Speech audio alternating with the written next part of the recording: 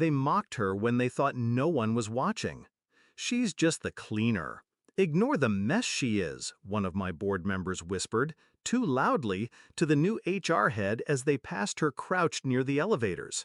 Her back hunched, hands red from scrubbing the baseboards, but her smile? Still soft, still kind. Then the child screamed. High-pitched, guttural, panicked, like the world was collapsing in his little chest. He was maybe 5, curled in a corner near reception, fists clenched, rocking, wailing. No one moved. Not security, not the front desk. People stepped around him like he was a wet floor sign. Except her. No hesitation.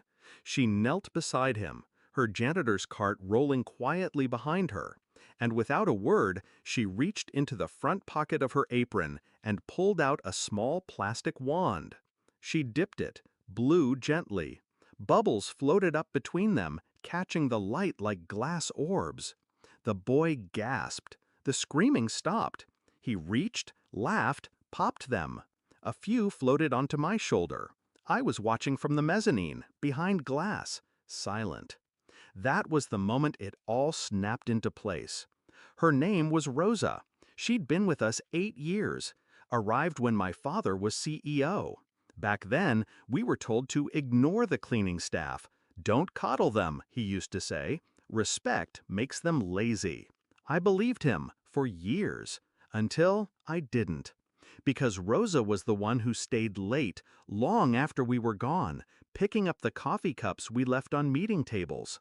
She brought birthday cards to the security guards. Once, I saw her leave a lunchbox near a shivering intern who'd forgotten to eat.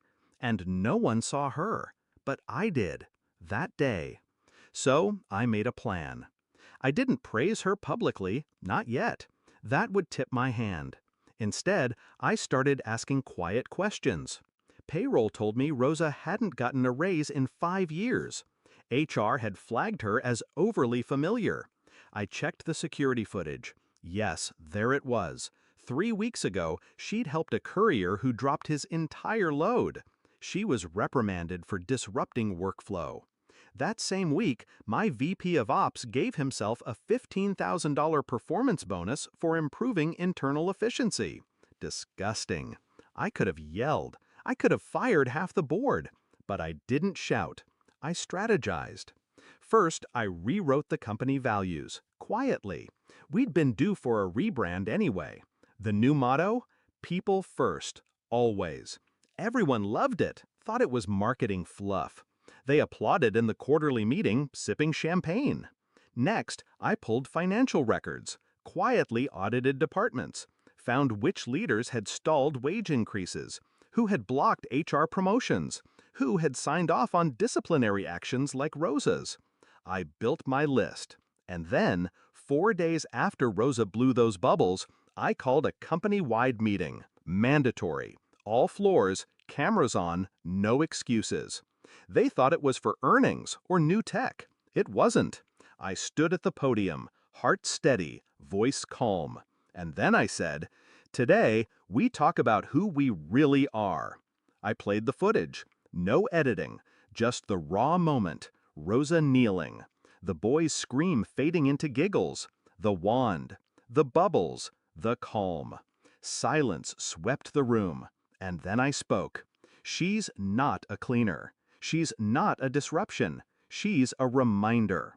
I listed her hours, her years, her missed raises, her reprimands. Then I turned to the list I'd made. I named names. The board member who mocked her? Gone. The VP of Ops? Fired on the spot. The HR manager who flagged her for being too kind? Reassigned, demoted. All of it streamed live to over 600 employees. Some gasped, some clapped. But me? I looked over at Rosa, who had been invited to sit front row, still in her uniform, hands folded, eyes wide. I gave her the floor. She didn't want to speak, but I insisted. So she walked up, quiet steps, and with a shaky voice, she said, "I didn't do it to be seen. I did it because if it were my child, I'd hope someone would care." That was it. 12 words that shattered the room. Afterward, I gave her more than a raise.